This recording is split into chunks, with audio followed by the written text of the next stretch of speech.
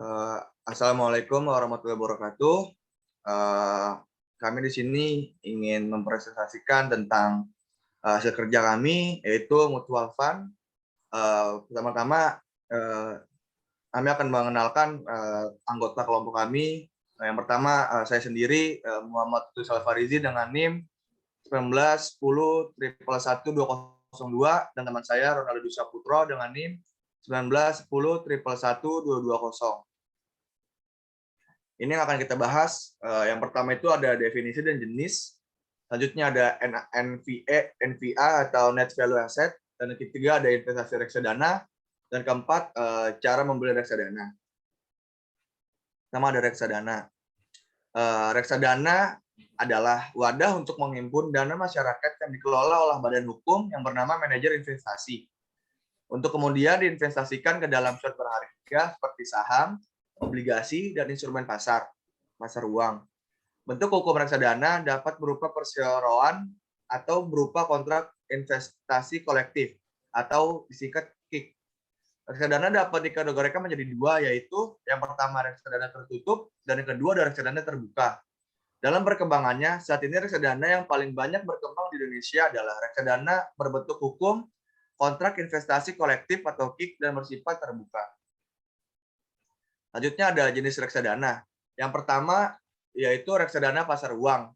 Investasi dilakukan dalam efek yang bersifat utang dengan jatuh tempo kurang dari 1 tahun. Tingkat risiko reksadana ini paling rendah dibandingkan dengan jenis lainnya dan berbanding lurus dengan keuntungan yang diterima, di mana tidak terlalu besar jika dibandingkan dengan reksadana lain. Yang kedua ada reksadana pendapatan tetap atau RDPT. Lewat reksadana pendapatan tetap, sekurang-kurangnya 80% dari aktivanya diinvestasikan dalam bentuk efek utang atau obligasi. Resiko reksadana ini relatif lebih tinggi daripada reksadana pasar uang. Yang ketiga ada reksadana saham. Jenis reksadana ini melakukan investasi sekurang-kurangnya 80% dari aktivanya ke dalam efek yang bersifat ekuitas. Resiko investasi ini juga lebih tinggi dari dua jenis reksadana di atas dengan tingkat pengambilannya lebih tinggi. Yang keempat ada reksadana campuran. Reksadana campuran merupakan perpaduan antara saham, obligasi atau surat utang, dan pasar uang. Investasi dilakukan ke dalam efek utang dan ekuitas. Keuntungan yang diperoleh bisa berpotensi lebih tinggi daripada reksadana penghasilan tetap, dengan risiko yang lebih kecil daripada reksadana saham. Selanjutnya yaitu NAV atau Net Asset Value. NAB atau nilai aktiva bersih adalah nilai yang menggambarkan total kekayaan bersih reksadana setiap harinya. Jika diartikan secara sederhana, NAB dikenal juga dengan istilah Net Asset Value atau NAV. NAB dalam investasi reksadana sendiri selalu berubah setiap harinya, dipengaruhi oleh berbagai faktor. Seperti yang pertama itu ada transaksi pembelian, ada penjualan reksadana, ada harga pasar, dan terakhir ada perubahan dana kelolaan. Harga dari NAB atau UP juga bisa mengubah ketika dana kelolaan atau aset under management atau AUM ditingkatkan oleh manajemen investasi atau MI. Total aktiva bersih berasal dari nilai pasar setiap jenis aset investasi seperti saham, obligasi, surat berharga pasar uang, deposito, ditambah dividen saham dan kupon obligasi, yang kemudian dikurangi dengan biaya operasional reksadana seperti biaya MI, biaya bank kustodian, dan lainnya. Jadi ada cara menghitung NAB. Nilai aktiva bersih per unit penyertaan atau NAB per UP bisa dihitung dengan cara yang sederhana, yaitu total aktiva bersih keseluruhan dana dalam reksadana dibagi total jumlah unit yang beredar, sesuai regulasi yang berlaku pada hari pertama penawaran umum. Sebuah reksadana atau NAB per UP ditetapkan sebesar 1.000 yang akan terus berubah sesuai dengan pergerakan nilainya. Contohnya, jika Anda berinvestasi sebesar 1 juta di sebuah reksadana saham dengan NAB awal senilai 1.000 per unit penyertaan, maka jumlah unit yang Anda miliki bisa ditetapkan setelah dana 10 juta tersebut dikurangi fee atau biaya yang ditetapkan oleh manajer investasi bersangkutan, lalu dibagi dengan NAB awal. Dan selanjutnya akan dilanjutkan oleh teman saya, Ronaldo. Oke. Sebagai contoh, jika biaya MI sebesar 0,1%, maka nilai investasi bersih Anda adalah 9.990.000.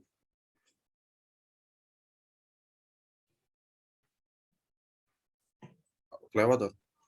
Nah, setelah dikurangi biaya MI Rp10.000 dibagi dengan NAB awal senilai 1.000 per unit pernyataan, maka unit yang Anda miliki adalah sebanyak 9.990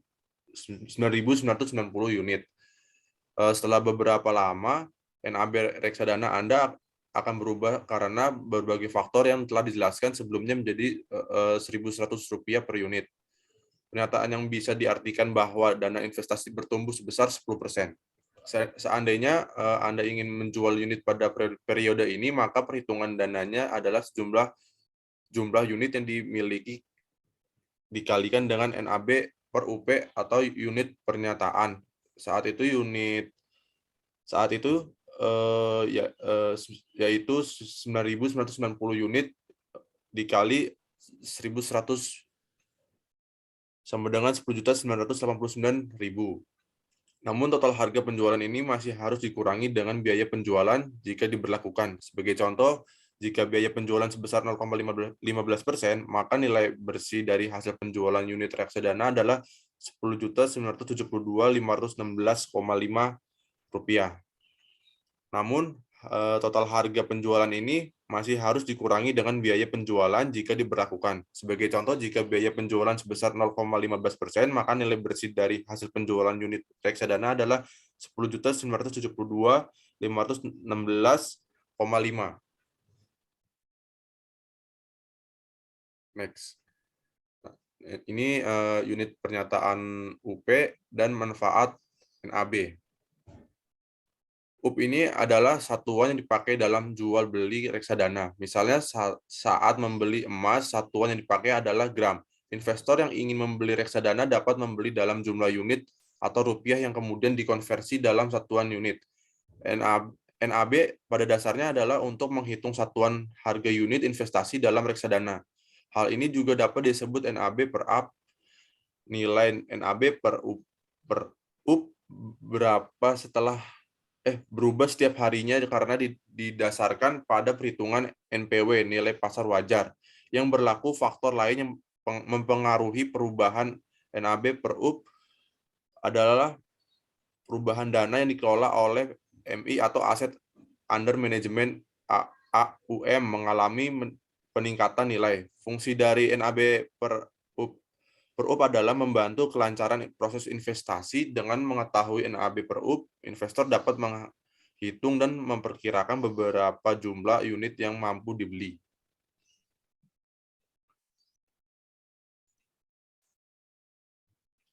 Ini ada pendistribusian reksadana. Jika kalian belum memiliki rekening investasi, kalian bisa membuatnya dengan mudah, baik secara online maupun langsung, melalui institusi penyedia jasa keuangan terkait. Rekening investasi yang sudah dibuat tersebut akan menjadi sarana bagi kalian untuk membeli reksadana. Reksadana sendiri terbagi ke dalam beberapa jenis dengan berbagai tingkat risiko dan potensi imbal hasil. Kalian dapat menyesuaikan jenis reksadana dan kelas asetnya sesuai kebutuhan. Jenis reksadana yang tepat mungkin saja dapat ditentukan oleh skala toleransi risiko dan juga tujuan dari investasi. Setelah memutuskan untuk berinvestasi di reksadana, dana investasi kalian akan digabungkan dengan dana investasi para investor lainnya. Kemudian manajer investasi akan menggunakan dana investasi yang sudah terkumpul ini untuk diinvestasikan di reksadana dana saham, reksadana obligasi, reksadana pasar uang, dan lainnya. Sebagai manajer investasi akan bertanggung jawab untuk memilih instrumen investasi dalam reksadana dan mengelolanya secara berskala. Jadi kalian tidak lagi kesulitan dalam menentukan bagaimana cara berinvestasi yang tepat. Selanjutnya ada investasi reksadana. Distribusi dividen dan keuntungan modal. Individu yang berinvestasi pada reksadana yang membayarkan dividen, seperti reksadana saham, akan mendapatkan keuntungan berupa distribusi dividen. Di sisi lain, individu juga berpotensi memperoleh keuntungan modal jika berinvestasi pada reksadana pendapatan tetap, seperti reksadana obligasi. Jika individu berinvestasi pada reksadana obligasi, kemudian menjual obligasi tersebut di harga yang lebih tinggi dari waktu membelinya, maka selisih harga akan menjadi keuntungan yang akan diterima. Jika harga sekuritas, saham atau obligasi dalam suatu reksadana meningkat kemudian dijual, reksadana tersebut akan mendapatkan keuntungan modal. Di akhir tahun, keuntungan tersebut akan didistribusikan kepada para pemilik reksadana, termasuk kalian.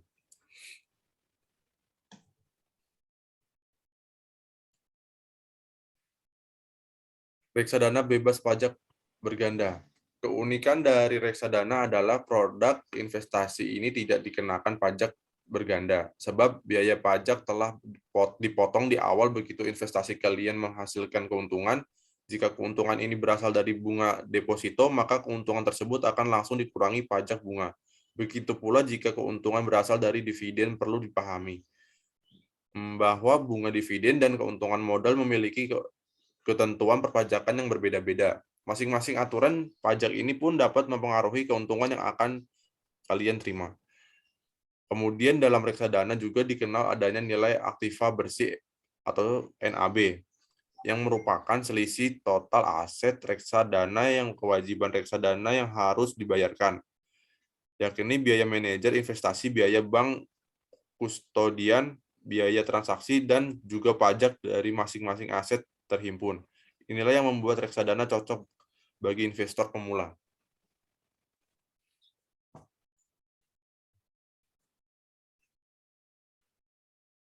Selanjutnya ada kinerja investasi reksadana. Pengelola secara profesional, reksadana dikelola oleh para profesional yang memiliki akses pada informasi dan perdagangan efek, sehingga selalu dapat meneliti berbagai peluang investasi terbaik bagi nasabahnya. Pembagian risiko. Pola pembagian risiko ini disebut diversifikasi pada diversifikasi dana investasi. Anda ditempatkan pada beberapa macam instrumen investasi pasar modal. Dengan demikian, risiko kerugian investasi secara keseluruhan akan lebih kecil. Kemudahan pencairan. Investasi reksadana mudah untuk diuangkan kembali karena selain prosesnya mudah, Anda diberikan beberapa pilihan investasi dengan strategi yang sesuai dengan risiko dan keuntungan yang diharapkan. Lalu ada keleluasaan investasi. Dalam reksadana, leluasa memilih suatu jenis investasi dan leluasa pula untuk pindah ke jenis lainnya sesuai dengan tujuan investasi. Lalu ada keringanan biaya. Investasi melalui reksadana relatif lebih ringan biayanya dibandingkan bila Anda melakukan sendiri. Hal ini disebabkan karena pengelola investasi menghimpun dana dalam skala besar, sehingga dapat mengalokasikannya secara ekonomis. Terakhir ada keringanan pajak. Hasil keuntungan dan hasil penjualan kembali reksadana tidak dikenai pajak, sehingga mendapatkan keuntungan yang bersih.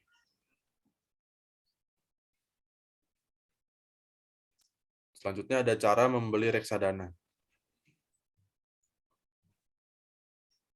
Pembelian reksadana dapat dilakukan secara langsung melalui perusahaan manajer investasi yang menerbitkan dan mengelola reksadana, atau bisa melalui bank bertindak sebagai agen penjual efek reksadana atau APERT.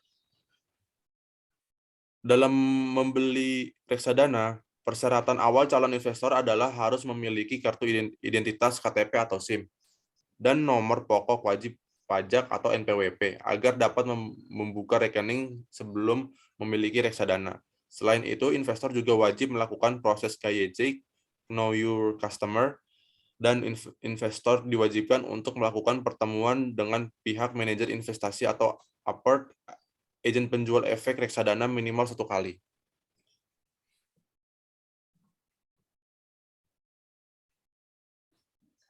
Baik, Oke, mungkin kurang sekian dari kelompok kami, dari kelompok Mutual Fund. Terima kasih. Kurang lebihnya mohon maaf. Wassalamualaikum warahmatullahi wabarakatuh.